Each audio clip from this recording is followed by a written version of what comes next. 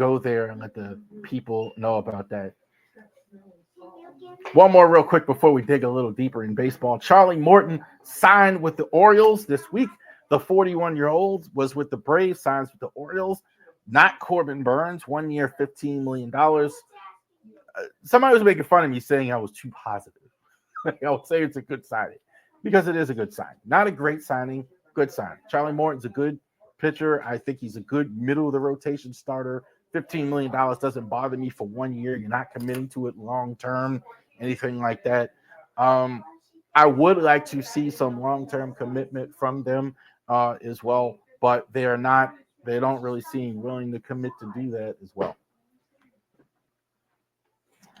All right. Let's get to our top 10 list here. So we're going to march to opening day and we're going to go over the top 10 catchers in. Oh, let's get it back up. The top 10 catchers in MLB. Let's go over this quick before we get to our MLB tiers. Patrick Bailey, number 10. I don't care about his offensive stats. Don't care. Patrick Bailey is a terrific defensive catcher. Best defensive catcher in the league, and I don't think it's close. Definitely throws out runners at a terrific rate. Definitely was a guy, threw out a lot of guys. Bailey, I think, is fantastic. Offensively, I don't even know how much he's going to develop, but definitely, look, there's not a lot of catchers this offense. You got to put the guy, I think, to win the Gold Glove in the National League. Patrick Bailey, number 10. Guy, another up-and-comer, Austin Wells. Definitely like the lineup he's in. Doesn't have to carry it. Doesn't have to do a whole lot. Definitely can come up in terms of offensively around the team. He's got guys around him. He's got a good offense. He's coming up. Austin Wells, I think, on the way up. Bit of a protection, but I think Wells could easily be a guy in the top 5 or going forward. Shane Langeliers. This guy had like 20 plus home runs, if you didn't realize, like this. So I don't know kind of where to place the A's in a lot of ways in the sense. The A's, when I'm doing these lists, I had more A's than I thought I would. The A's this guy's going to hit for power. I don't think he's great defensively, but he's this guy's going to hit for power, not a whole lot of average.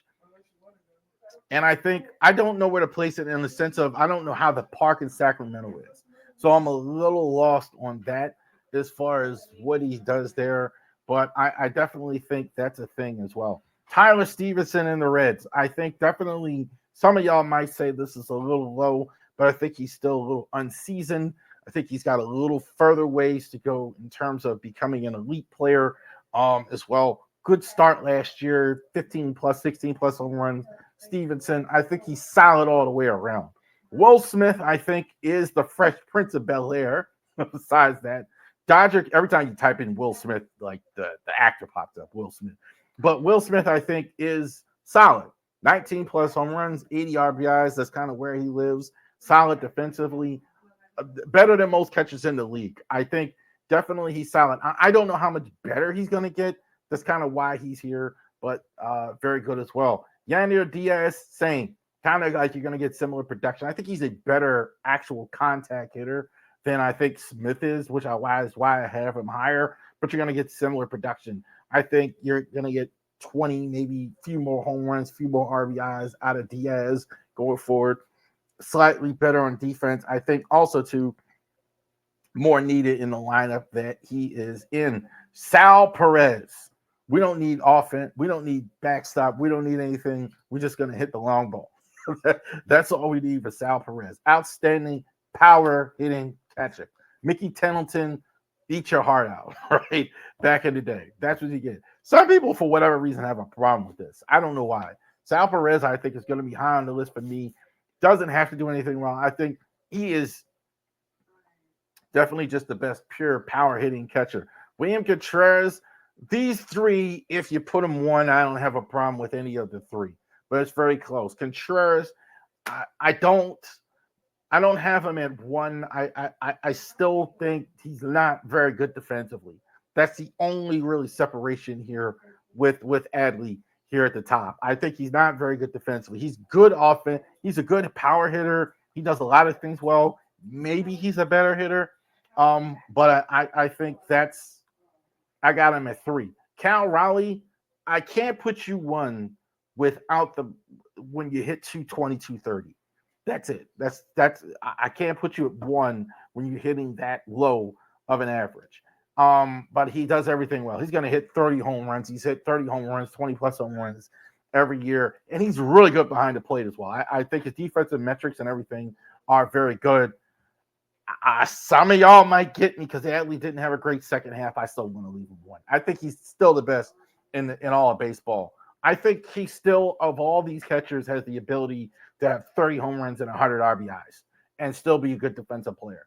He didn't show it at the end of last year. I think he was a little worn down at the end. I think like the previous year, he only missed 8 games. I think last year he played in all the games. I think you need to have him rest more, DH less in like that, because he pretty much, even days he didn't catch, he was DHing. So there you go. The top 10 catchers in all of baseball. So we're going to continue on with this through opening day as well. Who are the top 10 catchers in all of baseball? Next week, we're going to do first base, which used to be much stronger, honestly. I think I was a little, I'm not as overwhelmed with the first base as I once was as well. So the tiers. So who are the layers of players? What are the layers of players in MLB tiers? Layers of players, layers of teams. Where do the Orioles sit? We're going to wrap that up here at the end. But let's go ahead and get started. The first tier, tiers of 6, 30 teams, 5 tiers of 6, each tiers, good, bad, etc. in there. Let's start with the World Series tier, the elite, World Series contender, all these teams. The Yankees, I know they lost Juan Soto, but they've done everything else. They went out and signed Cody Bellinger. They went out and signed big money to Max Fried. I definitely go out and got Devin Williams to close as well. They did lose Clay Holmes. They're definitely elite. Definitely elite. They are going to miss Soto a little bit on offense, but I think they're going to come up as well. I don't think it's going to be. I don't think it's going to be so bad. I think they might have better pitching as well. Phillies, I think, is what it is. I think they have Bryce Harper there. You know the names: Bryce Harper, Trey Turner, etc. I think their rotation is terrific. I think that's why I don't see any way, unless they have massive rotation injuries, they're not an elite team. The Dodgers are the World Series champions. We already know what they are: Ohtani, Freddie Freeman, Mookie Betts. They actually re-signed Hernandez, which I wasn't, which surprised me, and they signed Blake Snell. They're definitely in the tier, in the outstanding tier. Diamondbacks are definitely there as well. Diamondbacks, I think, are the best team in the definitely. I think the Diamondbacks are absolutely in the elite tier.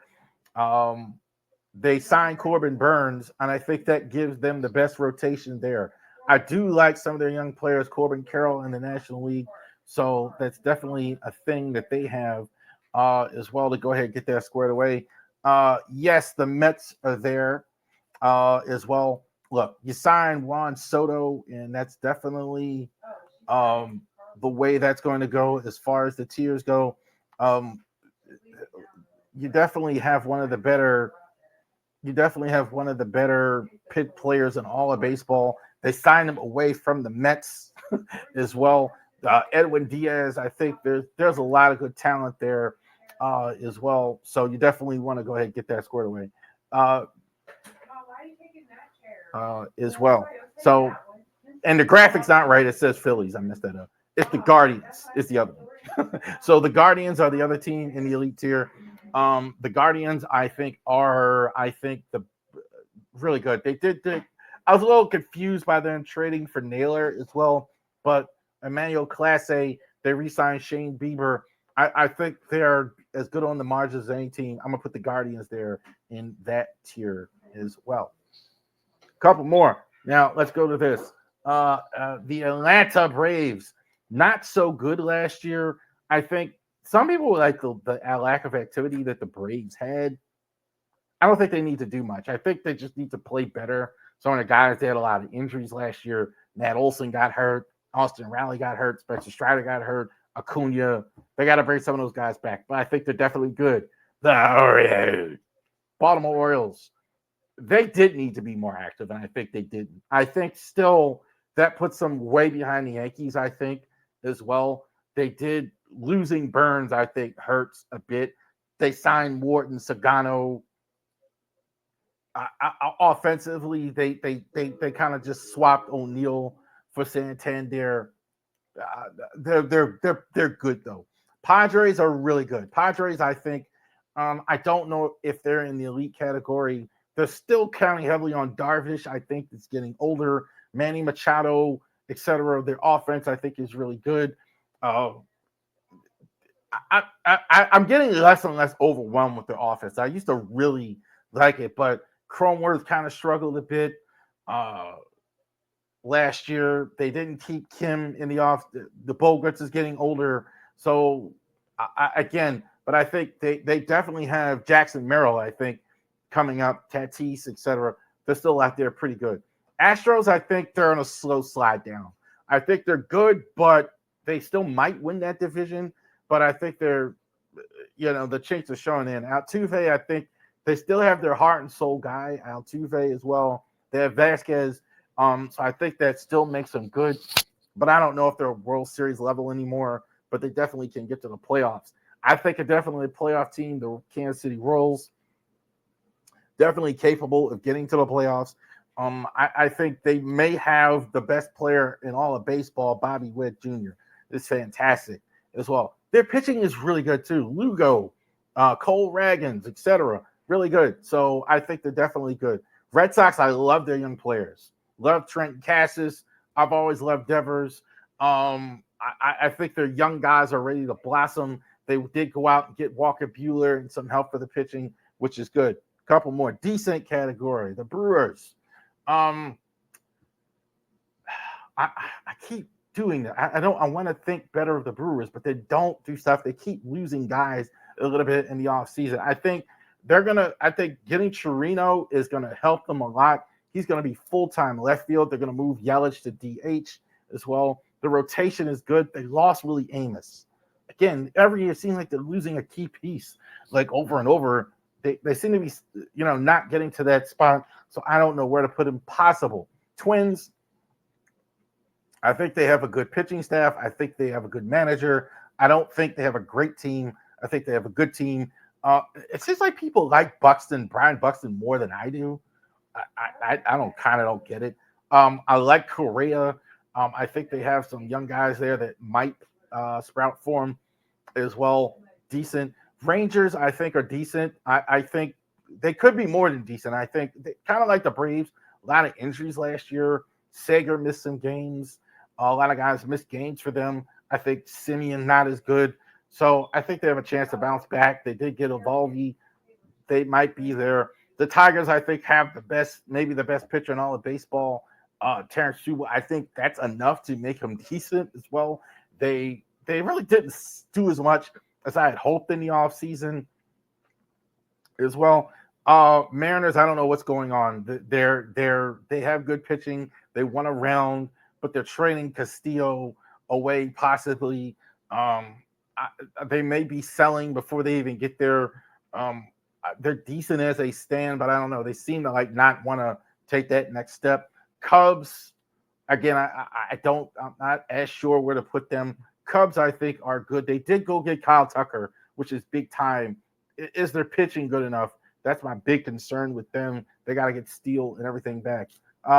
Few more. Rays and Cardinals, if this is just a nod to everything they've done. The Tampa Rays, I think, make a way out of no way, right? All the time. And so do the Cardinals. I think the Cardinals have a lot of players. I think they're both trending backwards, though. Ornato might be gone. Nootbaar might be gone. They don't really have the Cardinals usually have a lot of young players. The Rays traded away Rosarena. I don't know where to put them, but they're usually good enough where I can't count them out. Pirates should be getting better.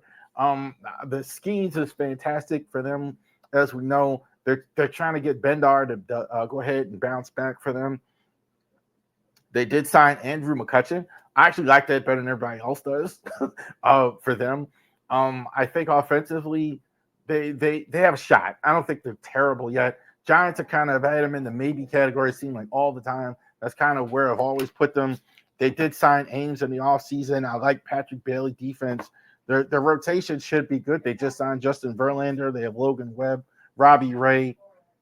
I don't know. The Reds, I'm not as on them as other people are. Some people love Ellie De La Cruz. I'm pumping the brakes a little bit on De La Cruz as well. He was good in the second half, but I think there's definitely reasons to be optimistic. I think they're more trending up than down, but I don't know if they have enough offense or anything around that as well. A's, I think, are terrible. Thank goodness. Butler is there. Brent Rooker just got an extension. Lavallers, we talked about Zach Galloff, Severino, and Mason Miller. I'm a huge fan. I love Mason Miller. The ownership's a mess, so I don't know how good they're ever going to be. Last category, not good. Blue Jays, Nationals, Angels, Red Sox, Marlins, Rockies. Blue Jays are trending backwards. I don't care if they get Pete Alonso. I don't care if Vlad Guerrero is there or not. You're not any good. Their players keep getting hurt. Rotation is almost decent, but they're not going to win games. They're in tough divisions. Nationals might fall out of this category. Dylan Cruz is coming up to the major leagues this year. So I think they might get into the better category. Angels, I think, are getting better. They were really bad, but I think they're kind of building the right way now. They're taking some time. They got Solar, Travis Anad.